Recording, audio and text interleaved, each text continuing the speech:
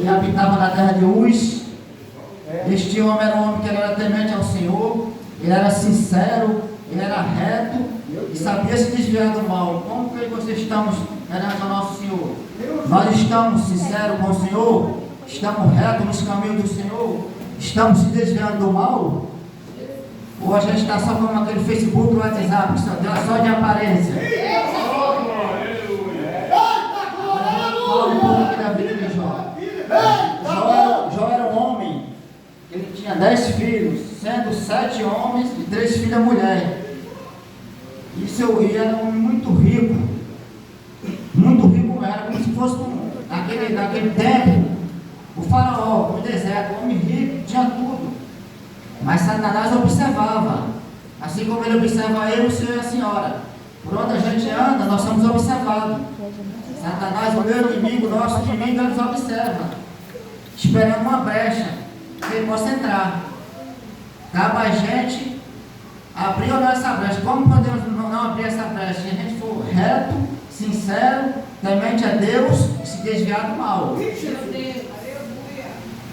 Então, já era um homem muito rico, ele tinha muita coisa, muitos bens materiais. Vou falar um pouco de alguns bens dele para você entender como que o homem era rico. Mas Satanás observava, não esqueça disso. E era o seu gado, 1.000 ovelhas, 7.000 ovelhas e 3.000 camelos, 500 juntas de bois e 500 jumentas. E também muitíssima, a palavra muitíssima, não é muito, é muitíssima gente ao seu serviço. O homem era maior do que todos do Oriente, ou seja, ele tinha muito bem, muito rico. E só sucedeu que uns dias os filhos deles costumavam fazer banquete no decorrer da semana, cada um se reunia na casa de seus irmãos e fazia banquete, e eles convidavam as irmãs também, e Satanás observando. E vindo um dia que os filhos de Deus vieram se apresentar ao Senhor, Satanás também veio perante o Senhor. Então disse Satanás ao Senhor, e Satanás estava observando Jó, a vida de Jó toda, para poder chegar perante o Senhor, para poder pedir permissão para tocar na vida de Jó. Porque segundo Satanás, Jó só o adorava, só servia a ele pelos bens materiais. Mas o Satanás não conhecia o coração de Jó. Satanás só conhecia a aparência externa. Mas o que estava no coração só que conhecia era o Senhor. O que está no meio do teu coração só que conhece é o Senhor. Homem nenhum da terra consegue andar no nosso coração, porque o nosso coração pertence ao Senhor, é a terra que só o Senhor anda. Na vida da tua vida só quem anda é o Senhor. Então veio o Senhor Satanás. Então Satanás veio ao Senhor. E o Senhor perguntou a ele, de onde tu vem? Aí Satanás respondeu, eu venho de rodear a terra e passear por aí, ou seja, ele estava rodeando a terra, mas também estava observando Jó. Então disse ao Senhor, observasse tu esse meu servo Jó, ou seja, o Senhor já estava tratando Jó como servo, como o Senhor nos trata nessa vez. Será que ele está nos tratando como servo? Será que está faltando alguma coisa para a gente ser o servo do Senhor? Ou ele está faltando, sei lá, alguma coisa assim, algo da nossa parte, ou ele já nos considera servo? Como que está nossa vida perante o Senhor? Ele está já considerando servo? Jó ele já considerava ele servo. Olha o que ele fala para Satanás, observaste tu esse meu servo Jó? Observaste tu esse meu servo Jó? Homem sincero, temente a Deus, se desvia do mal. Mas quando ele fala se desvia do mal, o mal não é o mal, enfermidade, não, é tudo aquilo que nos afasta do Senhor, é o mal para a nossa vida, tudo, não importa o que seja uma coisa mínima ou grande, tudo que nos afasta do Senhor é o mal para a nossa vida. E Jó se desviava, já era temente, era reto, sincero. Aí então chegou um momento em que Deus permite Satanás tocar na vida de Jó. Toca em tudo que ele tem, mas só não toca nele. Aí então começou as perdas de Jó. Primeiro começou pelas perdas materiais. Às vezes a gente perde uma coisinha, é a blasfêmia contra o Espírito Santo de Deus. Jó perdeu muito. Mas uma dessas perdas mais importantes que ele perdeu foi seus 10 filhos.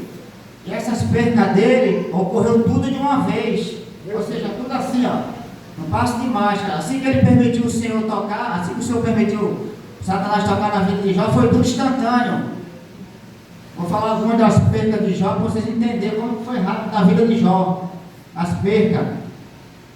E sucedeu que um dia meus filhos e suas filhas comiam e bebiam na casa do seu irmão primogênito. Já começou o primeiro mensageiro, vinha Jó, a falar das perdas dele. Ó, e veio sobre ele os salmeus, era um povo, tomaram os moços e feriram a fio da espada. Aí, antes desse estar falando, já veio outro moço com outra notícia ruim para Jó de novo.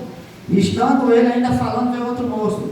Fogo de Deus caiu do céu e queimou as ovelhas e os moços e os consumiu. Só escapei eu para te trazer a boa nova. E este ainda falando, veio outro. Olha quantas pegas em cima da outra. A vida de Jó. E estando este ainda falando, veio outro e disse, ordenando os caldeus, 3 bandos deram sobre os camelos e tomaram. E aos moços feriram o fio da espada. E só escapei eu para te trazer a boa nova. Estando ainda este falando, veio o outro. Olha quantas percas, uma atrás da outra. Já pensou a gente?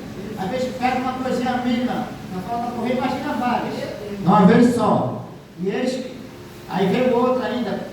Estando este ainda falando, veio o outro. E disse, eis que teus filhos e tuas filhas, bebendo vinho, na casa de seu irmão primogênito, eis que um grande vento veio do deserto, do além do deserto, além de longe. Ou seja, a qual a casa caiu sobre os mancebos e morreram. Ou seja, foi 10 filhos mortos de uma vez só. Olha a perca. Que perca grande, 10 filhos. É qualquer um que aguenta. Se fosse aí você, já tinha até lastimado contra o Espírito Santo do Senhor. Mas Jó não, Jó se manteve firme, se manteve fiel, se manteve temente. Às vezes a gente não tem que só que adorar a Deus porque Ele faz, a gente tem que adorar a Deus porque Ele é. Ele é Deus, só pelo fato de Ele ser Deus, já temos que adorar Ele e pronto, não precisa de mais nada. Ele é Deus, se Ele fizer, Ele é Deus, se Ele não fizer, continua sendo Deus. Se a doença vier, Ele é Deus, se curado for, Ele é Deus. Ele é Deus na minha, na tua vida, mas Ele também só toca na minha, na tua vida, se Deus permitir. Satanás só toca na minha, na tua vida, se Deus permitir. Porque eu e você, nós somos servos do Senhor, nós somos povo escolhido de Deus, nós somos propriedade exclusiva do Senhor. Satanás não só tem autoridade para tocar na minha, na tua vida, quando a gente não está em retidão com Ele, não está no caminho dEle, não está sendo sincero com Ele, não está se desviando do mal. O mal é tudo aquilo que nos afasta do Senhor, tudo que nos afasta da presença é um mal sobre a nossa vida. Se a gente estiver dando ouvido ao mal, a presença do Senhor se afasta. Tem que dar ouvido à voz do Senhor. A voz do Senhor é tudo. Ele que nos guia. Em Eclesiastes 7, 8, Eclesiastes 9, 8, o Senhor fala assim, em todo o tempo a minha e as tuas vestes tem que ser limpa. Nossa roupa tem que estar limpa. É para nos faltar, para que nunca falte o óleo na minha e na tua cabeça. Glória a Deus, aleluia. Em Tiago 4, verso 7, a palavra nos fala que nós temos que se sujeitar a Deus e resistir ao diabo, e ele fugirá de nós. Como que a gente resistir ao diabo? É não dar atenção às coisas do mundo, mas dar atenção às coisas celestiais. É as coisas celestiais que nos colocam nos lugares celestiais. Em Êxodo 9, 19, capítulo, versículo 5, o Senhor fala assim para mim e para você, ó, agora, pois, diligentemente, se ouvirdes a minha voz e guardar a minha aliança, quando fala aliança é compromisso. Se nós guardarmos o nosso compromisso com o Senhor, então, nós seremos propriedade dele, propriedade peculiar, dentre todos os povos da terra. Glória a Deus. Glória a Deus. Aleluia. Se guardar diligentemente a minha voz e ouvir as minhas palavras, então sereis minha propriedade. Mas como que nós identificamos que nós somos propriedade do Senhor? Como que nós identificamos que eu e você nós somos uma propriedade exclusiva do Senhor? É quando nós temos a presença do Espírito Santo. A presença do Espírito Santo na minha e na tua vida, ela nos identifica. Ela nos identifica como propriedade de Deus, garantindo que a nossa identidade é dele, nós somos identidade dele, nós somos servos, através do Espírito Santo, através da identidade dele na minha e na tua vida. Agora, as tentações vêm, né? Mas em tudo a gente tem que saber se desviar do mal, joga temente, mas se manter fiel ao Senhor, na alegria ou na dor, manter-se fiel ao Senhor. Está alegre, alegria no Senhor. Está triste, aconteceu alguma coisa, se alegra no Senhor. Ele é a nossa torre forte é o Senhor. É onde a gente corre. A gente não corre para outro lugar quando está angustiado, a não ser para o Senhor. Por quê? Ele é a nossa torre, ele é a nossa fortaleza. E Jó, mesmo com essa perda toda, Jó em nenhum momento blasfemou com o Espírito Santo dele, ele manteve a fé. E com isso ele foi abençoado. Tudo que ele perdeu foi instituído em dobro.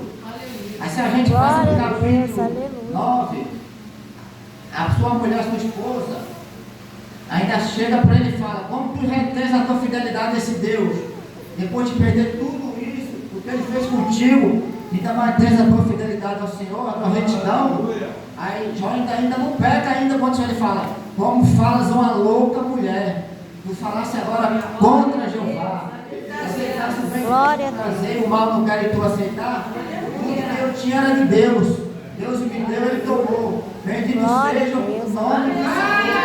Assim agradeço a minha oportunidade em nome do Senhor Jesus.